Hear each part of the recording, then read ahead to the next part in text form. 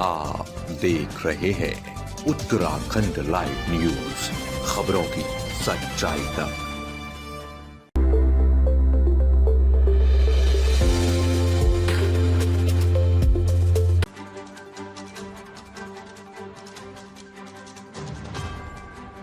यमुना का जल स्तर बढ़ा, सयाना चट्टी में बनी झील से बढ़ा खतरा। सीएम धामी ने लिया स्थिति का जायजा। उत्तरकाशी जिले के सयाना चट्टी क्षेत्र में यमुना नदी का जलस्तर लगातार हो रही बारिश के कारण खतरनाक स्तर तक पहुंच गया है। नदी के जलस्तर में अचानक वृद्धि से करीब 400 मीटर क्षेत्र प्रभावित हुआ है, जिससे सरकारी और निजी परिसंपत्तियों को नुकसान पहुंचा है। स्थानीय लोग भयभीत हैं और अपने घरों व होटलों को खाली कर सुरक्षित स्थानों की ओर पलायन कर रहे हैं। मंगलवार देर शाम नदी का बहाव तेज होने के साथ साथ भारी मलबा भी बहकर आया, जिससे स्थिति और गंभीर हो गई। इस बीच क्षेत्र में बन रही झील के मुहाने को खोलने के प्रयास जारी हैं, लेकिन तीसरे दिन भी सिंचाई विभाग की मशीनें मौके तक नहीं पहुंच पाई। विभाग की ओर से कुपड़ा खड्ड के मुहाने पर 3 पॉकलेन मशीनें तैनात की गई हैं, जिनके लिए रास्ता बनाया जा रहा है। मुख्यमंत्री पुष्कर सिंह धामी ने बुधवार को सयाना चट्टी पहुंचकर आपदा प्रभावित क्षेत्र का स्थलीय निरीक्षण किया और अधिकारियों को राहत कार्यों में तेजी लाने के निर्देश दिए।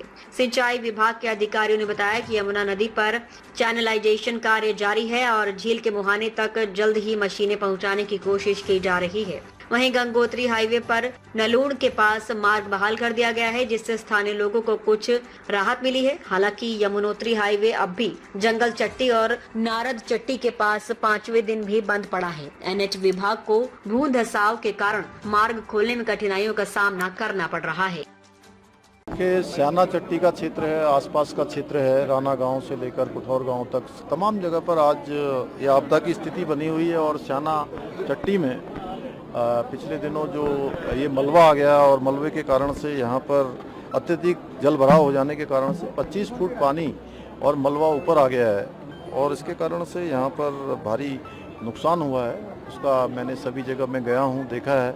हम ऐसी परिस्थिति में सभी जो हमारे आपदा पीड़ित हैं, जो भी इससे प्रभावित हुए हैं, जिनको नुकसान हुआ है, उनके साथ खड़े हैं। उसका हम आकलन करवा रहे हैं और आकलन करवाकर हर संभव उनको मदद करेंगे। जो भी हमारी तरफ से अच्छी जो मदद हो सकती है, उनका कारोबार फिर से पटरी पर आए, उसको करेंगे। और साथ ही मैंने यहाँ पर जिलाधिकारी को कहा है कि ये मलबा हटाया जाए और अभी सितंबर माह में बारिश कम हो जाएगी और रोड का जो चौड़ीकरण का काम प्रारंभ होगा, तो यहाँ उसी कंपनी को जो रोड बनाएगी उन्हीं से हम लोग बात करेंगे कि वो मलबा यहाँ से हटाकर वो आरबीएम जो है हमारे सड़क निर्माण इत्यादि के कामों में लाया जाए। और जो लैंडस्लाइड हुआ है, जगह जगह पर सड़कें बंद हैं, कहीं पुल खराब हो रखे हैं। यमुनोत्री खरसाली का क्षेत्र भी पूरी तरह से प्रभावित हुआ है।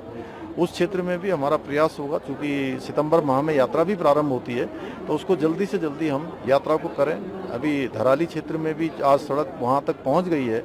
अब वहाँ पर भी काम, वहाँ पर भी इसी प्रकार से जल भराव हो गया था और थराली में भी बड़ी आपदा आई है, थराली क्षेत्र में भी। और पूरा हम इसका एक भूगर्भीय जो है अध्ययन भी इसका करवाने का हमने निर्णय लिया है कि आखिर ये जगह जगह लैंडस्लाइड होना, दरारें आना, इस प्रकार का भूस्खलन होना, इसके पीछे आखिर क्या कारण है, इसका एक सर्वेक्षण भी हम करवाएंगे पूरे उत्तराखंड के अंदर। चाहे आज पौड़ी जनपद हो, पिथौरागढ़ जनपद हो, बागेश्वर हो, सभी जगह पर आपदा से हम जूझ रहे हैं। लेकिन हम सब चूँकि हमें प्रत्येक वर्ष इन आपदाओं का सामना करना पड़ता है किसी न किसी रूप में।